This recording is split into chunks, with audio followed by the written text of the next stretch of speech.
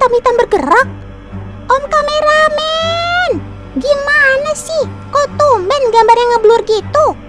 Otan kan jadi nggak bisa lihat jelas itu siapa. Benerin kameranya dong. Wih, dia terbang mendekat. Bersama si Otan.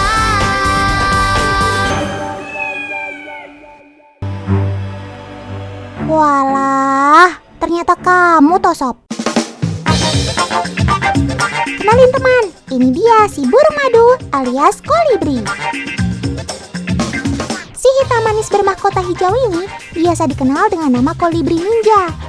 Mungkin karena berwarna hitam dan jago menghilang secepat kilat kayak ninja, makanya kamu dikasih nama gitu ya Sob. Wait, ada satu lagi nih mejeng. Nah, kalau si merah ini namanya kolibri sepah raja teman. Ya ampun, warnanya cuakep-cuakep ya. Mereka berasal dari keluarga Nectarinidae. Makanya mereka dikenal sebagai burung madu alias pemakan nektar bunga. Tuh lihat, di mana ada bunga, langsung deh si kolibri terbang mendekat. Nah, teman di rumah perhatikan deh cara terbang kolibri saat makan. Keren ya, bisa diam di tempat gitu, mirip kayak helikopter. Ini dia yang namanya hovering teman, alias terbang melayang di tempat. Bukan tanpa usaha loh, kolibri harus mengepak 15 hingga 20 kali per detik untuk bisa terbang melayang seperti ini. Kermaks, keren maksimal. Kalau Otan perhatikan, cara kolibri makan cepat sekali ya. Sob, hati-hati keselak. Kepakan sayapmu juga cepet banget Sob, sampai nggak bisa terlihat di kamera biasa. Kayak pakai jurus pukulan 1000 bayangan. Komeditor, Otan minta gambar yang slow motion ya. Nah, kalau gini baru kelihatan. Ternyata sayapnya memang terlalu cepat untuk ditangkap kamera teman. Dalam tayangan lambat saja masih kelihatan cepat banget kepakannya. Sayap kolibri mampu efisien memutar kepakannya agar aliran udara yang dihasilkan membuat tubuhnya melayang di tempat. Jadi dia bisa berhenti di tempat dan fokus makan dengan tenang.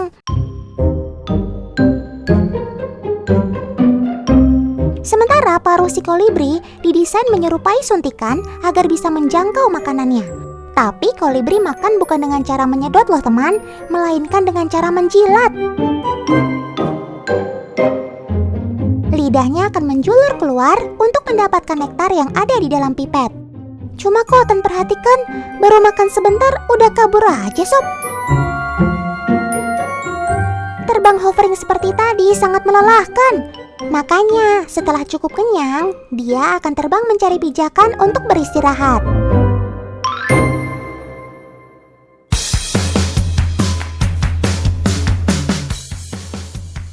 Loh, Kak Gibi kok bawa pistol-pistolan? Kayak James Bond aja. Emangnya Kak Gibi mau main perang-perangan apa cuma mau nyemprot tanaman?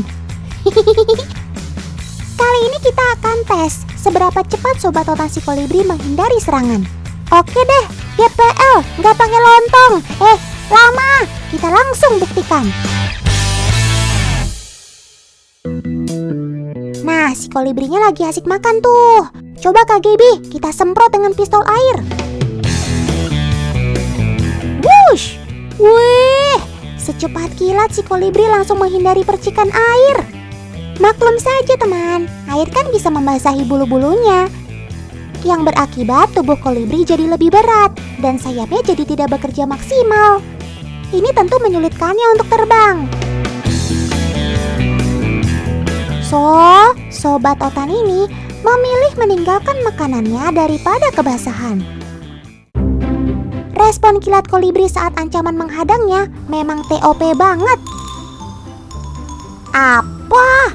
Masih ada yang gak percaya sama kecepatan sobat Otan ini merespon ancaman? Tenang, Otan punya bukti lain yang lebih keren.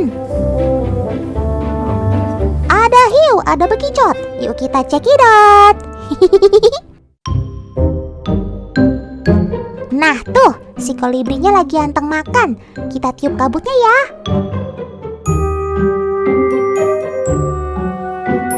Dan langsung loh dia menghindar dengan cepat. Bahkan dia terbang menjauh sebelum asapnya mendekat. Cakep.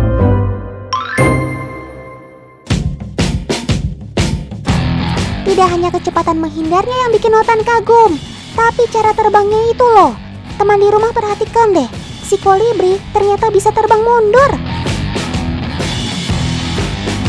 Elegan banget sih kamu Sob, mundur aja pakai gaya. Kalah jalan mundurnya Michael Jackson. Tuh, bahkan dia bisa menukik mundur. Luar biasa. Kermaks, keren maksimal kamu Sob.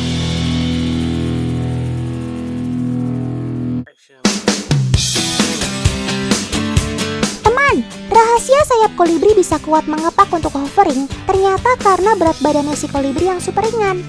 Nih ya, untuk perbandingan, Kak Gaby sudah bawa anak ayam yang paling kecil untuk ditimbang. Oke, anak ayam ini beratnya 28 gram. Sekarang ada yang bisa menebak berat seekor burung kolibri dewasa? 10, 15. Mari kita buktikan ya. Ayo burung cantik, naik ke timbangan. Dan ternyata beratnya cuma 5 gram. Nih, Kak Gaby bawa koin logam Rp1.000 untuk perbandingannya. Tuh kan, 5 gram juga. Wih, ternyata kamu seringan itu Sob. Dengan berat yang begitu ringan dan kekuatan otot sayapnya yang mampu mengepak dengan kecepatan tinggi, gak heran kan kalau skill hovering kolibri jadi luar biasa. Cakep. Satu lagi nih, untuk membuktikan kekuatan kepakan sayapnya, kita siapkan kabut di bawah pipet makanannya. Nah kan, apa Otan bilang? Kolibrinya datang, langsung bubar asap kabutnya. Kepakan sayapnya ternyata begitu kuat, meskipun badannya seringan dan sekecil itu. Sob, sayapmu memang ajaib ya.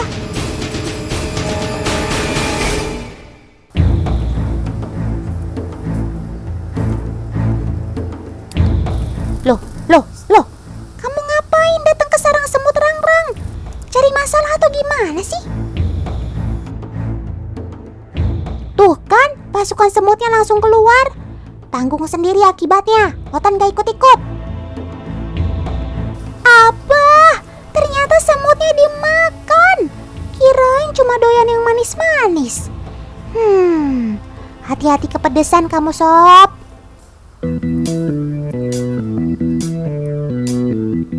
Dari ensiklopedia yang pernah Otan baca, salah satu ciri yang membedakan kolibri dengan hummingbird adalah makanannya teman. Yap, banyak orang masih suka bingung mana hummingbird dan mana kolibri. Jadi ingat ya, kalau hummingbird hanya makan nektar bunga, sedangkan kolibri selain nektar, dia juga makan serangga. Wah, lihat tuh, pasukan semutnya mulai keluar dari sarang. Hayo lo Sob. Ada yang mau gigit balik tuh.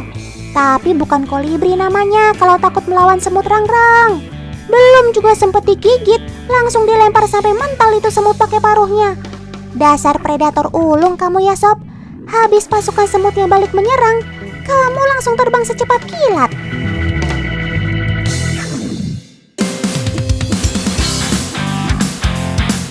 Sekarang Kak Gaby akan coba buktikan makanan apa yang paling disukai si kolibri. Yang berwarna merah adalah nektar, makanan sehari-harinya. Lalu ada air gula yang bening tak berwarna, dan ada madu palsu yang berwarna menarik namun menggunakan pemanis buatan. Teman-teman di rumah bisa tebak juga nih, kira-kira Sobat Otan ini pilih yang mana ya? Wih, dia langsung mampir tanpa ragu, makan di pipet nektar. Kolibri pasti sudah mengenali warna makanan sehari-harinya ini. Kayaknya sih dia nggak bakal tergoda sama 2 pipet lainnya deh. Otan salah. Kolibrinya mulai kepo nih sama pipet air gula. Wah, sekali kenalan, ternyata kamu doyan juga ya Sob sama air gula. Tuh lihat, habis makan nektar nambah air gula. Namanya juga burung madu, suka sama yang manis-manis. Ternyata si kolibri sama sekali nggak tertarik sama pipet madu palsunya loh. Mungkin dia tidak tertarik dari warna dan aromanya. Kolibri memang bisa mengenali warna makanannya seperti kelopak bunga maupun warna serangga yang mencolok. Sementara yang palsu, tolong menjauh. Sobat Otan ini nggak tertarik sama yang manis tapi KW.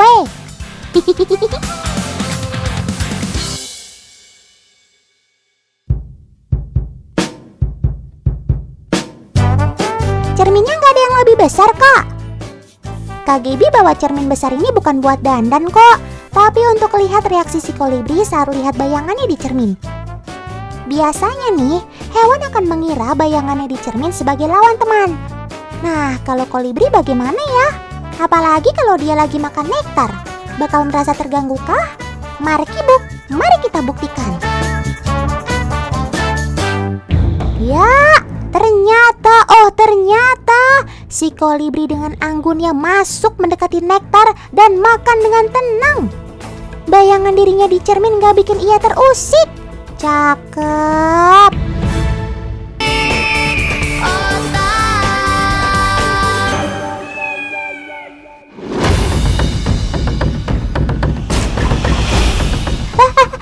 Apa itu? Coba kakak juru kamera, di zoom kameranya. Tidak, ternyata itu sobat Otan si King Cobra. Waduh, ternyata sobat Otan ini sedang memangsa ular lain teman. Maaf sob, Otan gak tahu kalau kamu lagi makan siang. Tapi kok bisa ya tiba-tiba kru si Otan liputan di hutan sampai ketemu King Cobra lagi. Coba yuk kita flashback ke belakang dulu. Mesin waktu berangkat.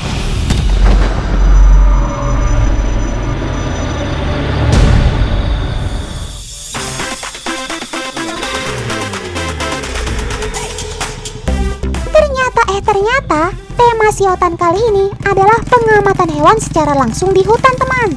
Lihat tuh persiapannya, banyak banget ya barang yang dibawa. Untuk memasuki hutan, kita harus didampingi oleh ahlinya. Tidak boleh sembarangan. Kru si Otan kali ini didampingi oleh warga dan komunitas pecinta hewan lokal. Kali ini, kita akan menggunakan motor terlebih dahulu untuk masuk ke hutan bagian dalam teman. Semangat kakak-kakak, ini semua demi menghasilkan tayangan yang terbaik.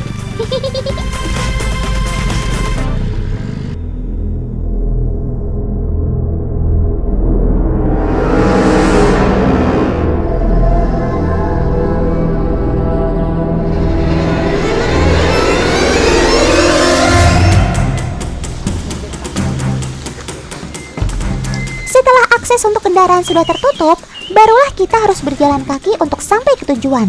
Tapi kok pagi-pagi banget sih ke hutannya? Emang mau cari apa sih? Otan kan masih ngantuk.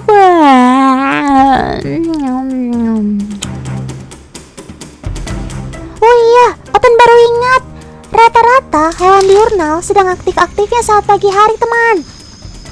Kemudian siang harinya mereka akan beristirahat. Barulah sorenya kembali beraktivitas. Tapi hati-hati dan selalu waspada ya kak. Apalagi di hutan dengan kondisi rute yang ekstrim seperti ini.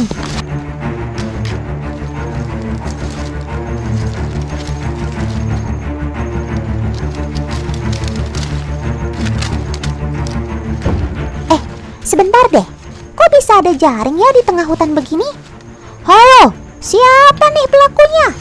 Ya, ini kita ambil supaya tidak membahayakan hewan-hewan lain yang lewat di sini. Betul nggak, Otan? Yuk, kak kameramen, kita lanjut. Setuju banget nih, Otan. Bagaimanapun, jaring ini dapat membahayakan bagi satwa lain yang melintas.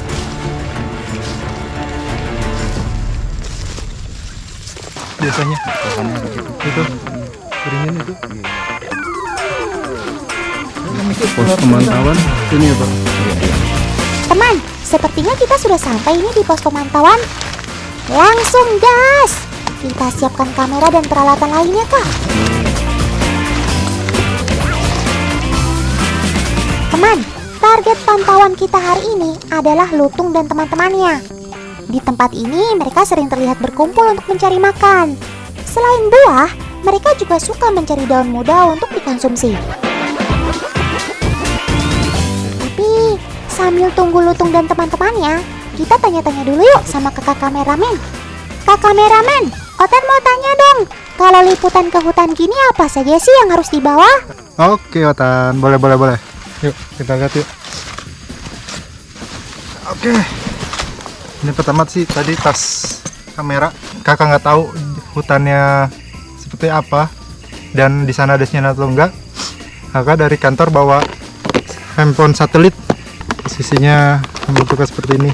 Dan ini baterainya dilepas juga agar dia tahan, jadi tidak kemakan kalau ditancap terus. Selain itu ada kotak P3K teman. Karena ketika di hutan, kita tidak tahu situasi apa saja yang akan terjadi. Satu lagi nih persiapan yang gak kalah penting, yaitu persiapan fisik dan mental yang sehat. Persiapan kali ini peliputan lutungnya.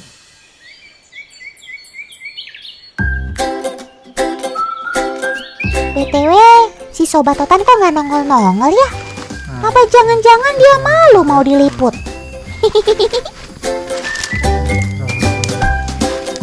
Kan kita udah nunggu dari pagi sampai sekarang belum ada. Tapi memang biasanya di sini kan. Iya, biasanya di sini ada banyak. Seperti inilah kondisi ketika kru sedang meliput Sobat Otan di hutan teman. Terkadang tidak sesuai dengan apa yang kita harapkan.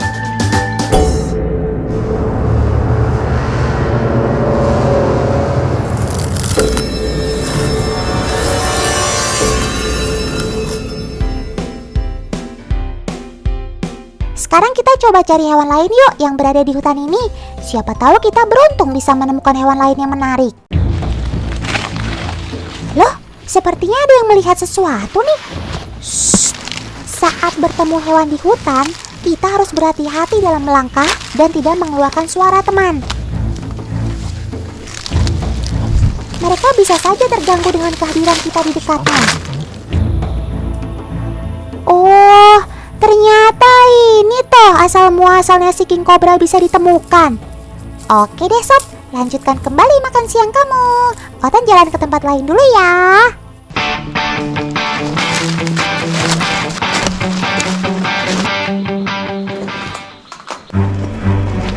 Wah, kru Otan ngeluarin apa tuh?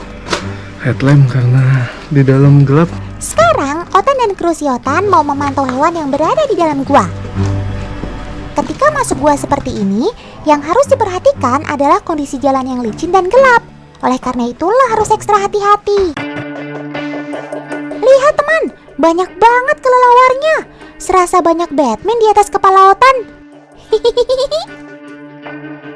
Teman, inilah yang Otan maksud hewan nokturnal yang suka dengan tempat yang lembab. Saat siang hari, si kelelawar ini memanfaatkan waktunya untuk istirahat.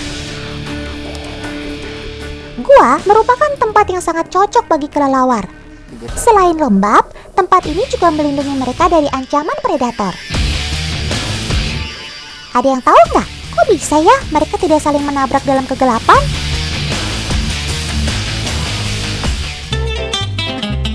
Saat terbang, mereka akan mengeluarkan bunyi yang disebut ultrasonik. Suara ini tidak dapat didengar oleh manusia, teman. Getaran ini memiliki frekuensi antara 25.000 sampai 50.000 Hz. Apabila suara ini menabrak sesuatu objek atau benda, maka getarannya akan memantul kembali. Lalu, getaran tersebut ditangkap telinganya yang lebar dan berfungsi sebagai radar. Kita cari tahu yuk, kok bisa sih ada ular sebesar ini di sini? Setelah Otan selidiki, ternyata ular ini memang bersarang di mulut gua, teman. Selain mereka suka tempat yang kering dengan kelembapan yang tinggi, di sini mereka juga bisa mendapatkan makanannya dengan mudah. Terkadang kelelawar di sini terjatuh saat mereka terbang. Barulah kemudian ular ini langsung memangsa mereka dengan mudah.